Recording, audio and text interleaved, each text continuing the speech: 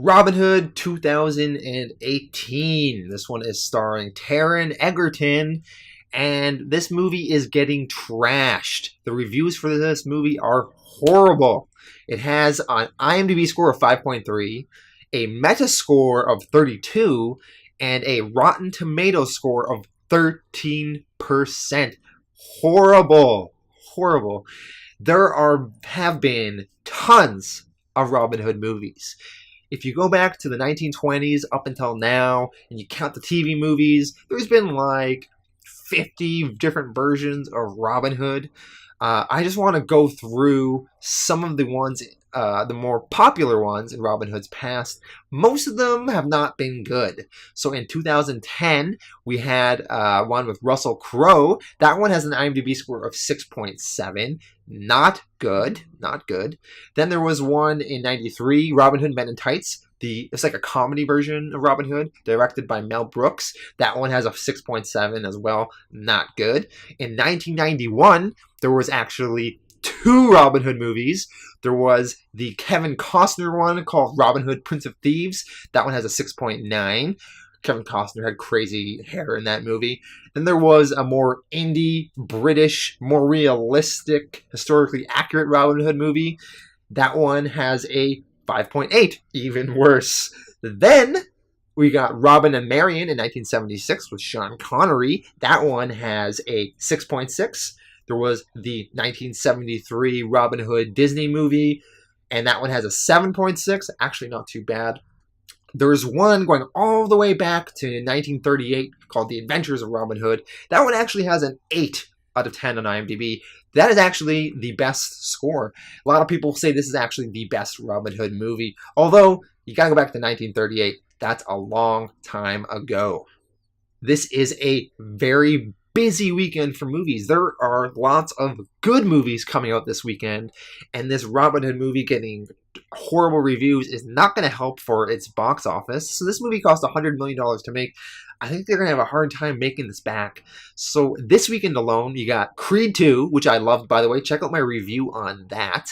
You also got Ralph Breaks the Internet, and you got Green Book. Those three movies are probably going to be pretty good.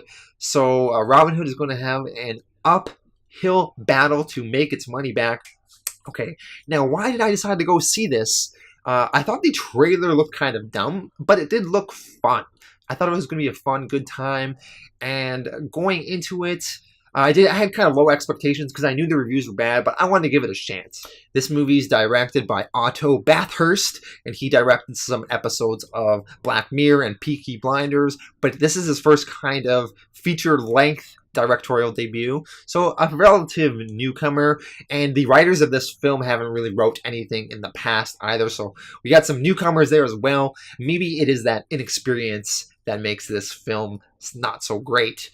Now, the stars of this film, the lead is Taron Egerton, and I like him. He was in Secret Service as the Kingsman, as well as in Eddie the Eagle. He's a likable guy. I think he was maybe a little bit miscast in this role. I don't know if I'm buying him as Robin Hood, but I could tell this film was trying to really make it a modern-ish take on Robin Hood and make it more exciting. So they were thinking of Secret Service, and they really wanted to go for that Secret Service over-the-top vibe in this film.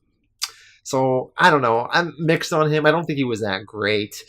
Jamie Foxx is in this as Little John, although they never refer to him as Little John. It's just John in this.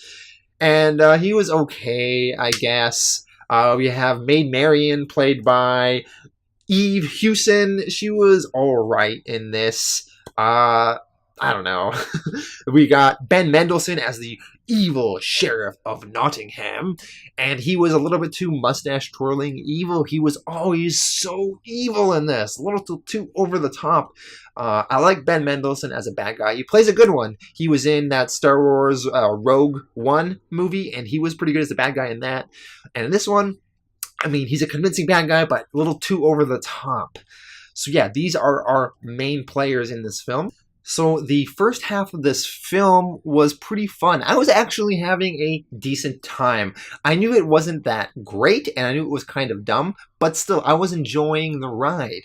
One thing I want to point out that they did, there's a scene where Robin Hood has to go away on a crusade to fight in the Holy War, and they're in like this Middle Eastern area.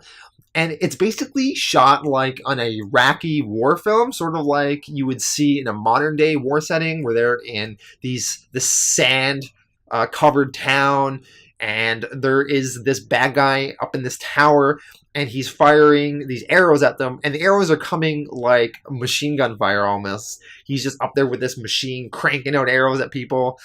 And it's weird because it was such an Iraqi war scene, but with bow and arrows. So Robin Hood is going around and they're firing bow and arrows at people, but it's all close. There's a lot of close combat, so it's weird seeing arrow battles in a close combat scenario. Yeah.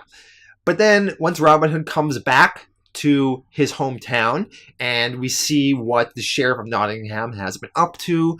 We do have a little bit of fun with Robin Hood getting started on his revenge on the sheriff, and teaming up with Jamie Foxx's character, and all that scenarios they get into, and it was pretty fun, and it was building up. But once you get to the second half of this movie, that's where I got lost, and my mind started to wander, and I was less interested in the overarching narrative. I did not like how when Robin Hood came back from his crusade, and his wife thinks he is dead, and rather than go talk to his wife and tell her that he is alive, Jamie Foxx's character is like, no, you can't tell her, it'll ruin all of our plans, so he doesn't tell her. That was just something that was really annoying me as the movie was progressing. I just wouldn't buy that he would do that.